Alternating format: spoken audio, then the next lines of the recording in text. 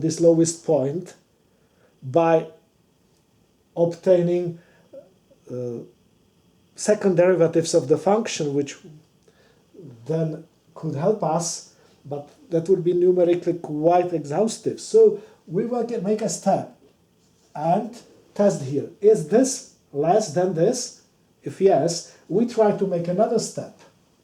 Is this less than this? Okay, we try to make another step. And once the function begins to grow, we might possibly finish this step at the middle. And what happened, in fact, well, in multidimensional space, we have been at the beginning going in the direction against gradient, but then the landscape of the function has changed, and in fact we are now going along the isoline, I mean along the line of the same height.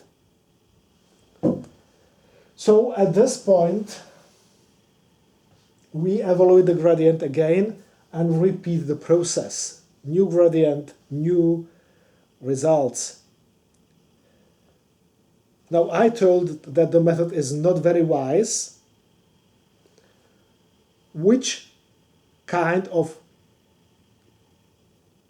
problem would be solved by this method ideally? Well, if you have, let's say in 2D, the error function that would be a set of concentric circles. This is the optimum, and then you have the set of concentric circles. So in fact you have a bowl symmetric from all sides. Then if you start here, you just have the gradient which points to the optimum, and you just make a set of steps and you get there. In fact, some time ago I have been quite active with circuit optimization for radio frequency circuits, and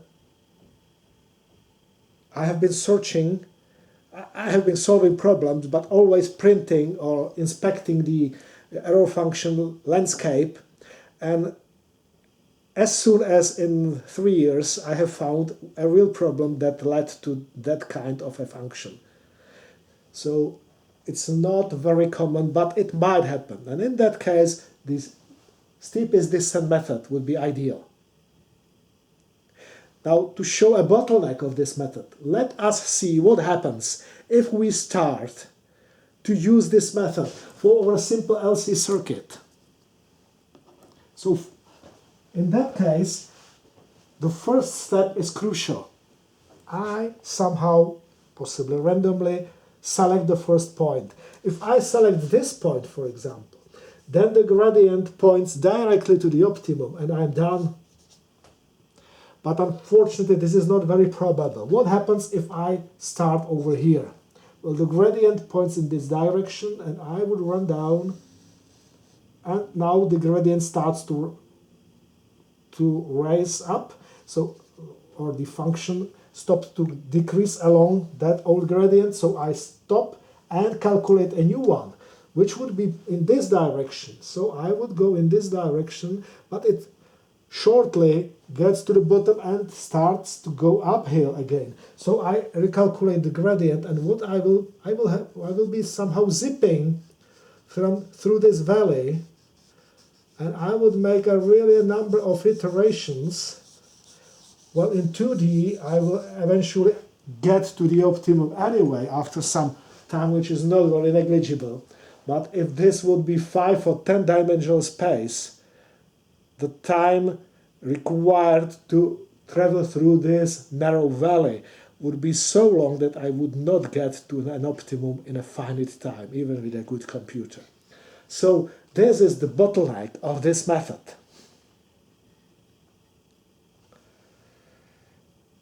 Now there is something that could help you with this problem, and it is mostly implemented in design softwares, and that's something which is called variable metric search, and that's something I will shortly comment now.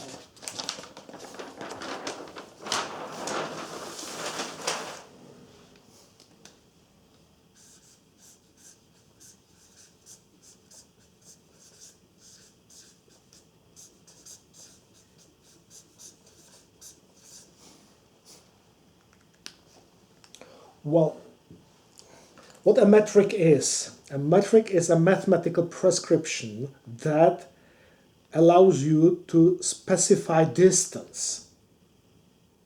We are used to Euclidean metric in our everyday life, which says that the distance is a square root of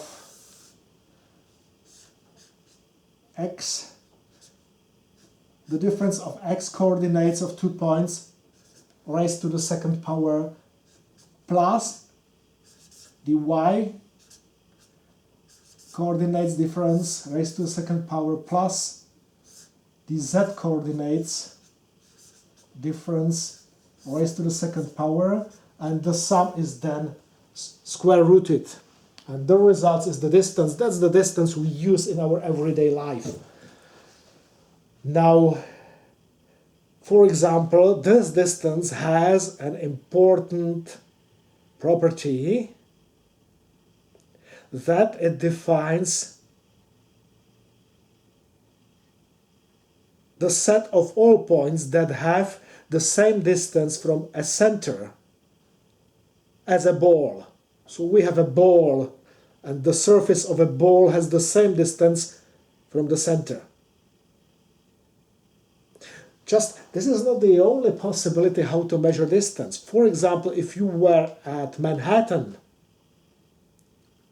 you could still define distance in this way, but it's not very useful to find out the distance from the traffic point of view. You have a set of avenues and streets, which is rectangular. Now the distance from here to here, well, the Euclidean is this, but the real distance, in fact, is this.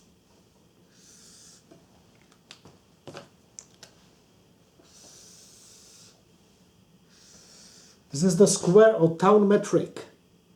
And now you will find, I will put it down only in 2D, if this is, for example, x, and this is y, so then the distance here, another metric, the distance with apostrophe would be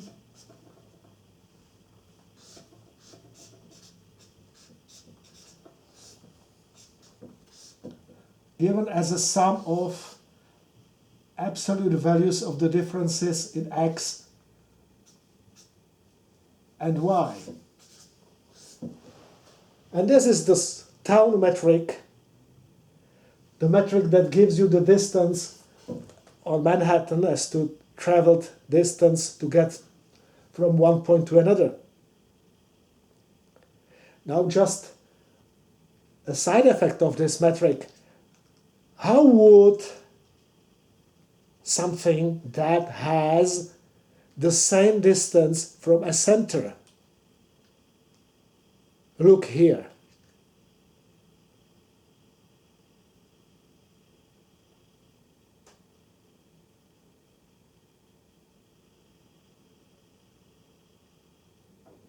What body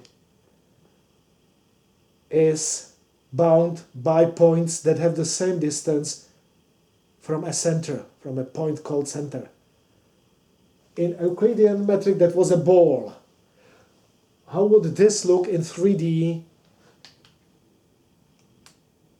with this metric?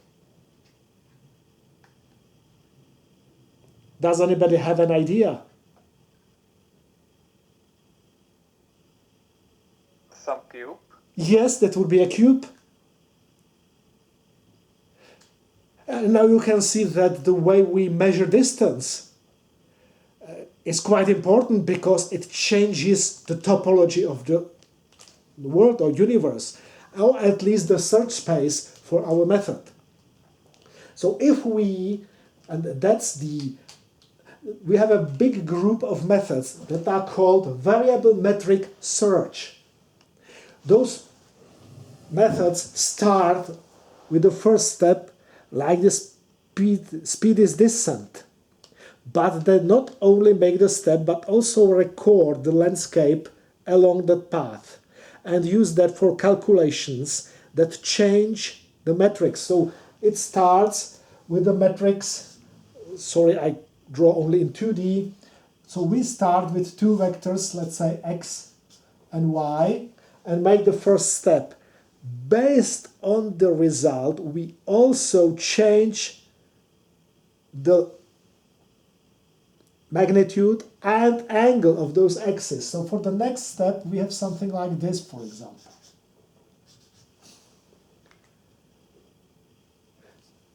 Which means that in this set, which is, yes, not orthogonal, but still describes the area at all points, this transformation could make an elliptic landscape turn into concentric circles. Well, unfortunately, we have it in more dimensions than 2, so we would need more steps based on some assumptions of behavior of the function. But anyway, normally those methods are able, at least for some class of tasks, transform the axis, that is the angle between axis and the size of the axis, so that they transform this into this.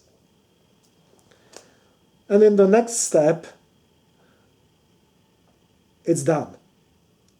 Well, unfortunately, each of that methods has some assumptions about the landscape of the error function, so it does not work perfectly as I described now, but a variable metric search is mostly much better solution, provided that we can easily obtain a gradient to just speed this descent. So speed this descent is not implemented mostly, and the gradient variable metric search is used instead of that. So this is an important insight into one of the most used methods for gradient optimization.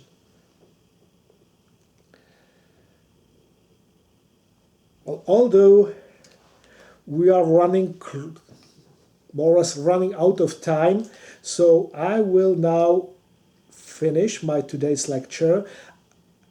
I planned originally to do all the classic optimization in one shot, but unfortunately I have one method, my favorite one, that I will give you only at the beginning of next lecture, after Miroslav Čapek will tell you something about the method of moments, which would happen 1 week from today. So the next lecture you will have with Miroslav Čapek, and then after his lecture I will return with optimization. I will have my favorite classic method, and then I will continue with, let's say, more recent methods and approaches in optimization, like genetic algorithms, evolutionary algorithms, and possibly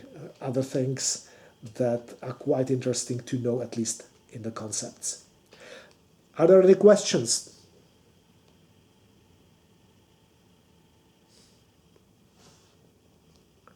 If there are no questions, then happy Easter and see you in some time again. Bye. Goodbye. Děkuji moc, Kevin. Thank you very much. Bye.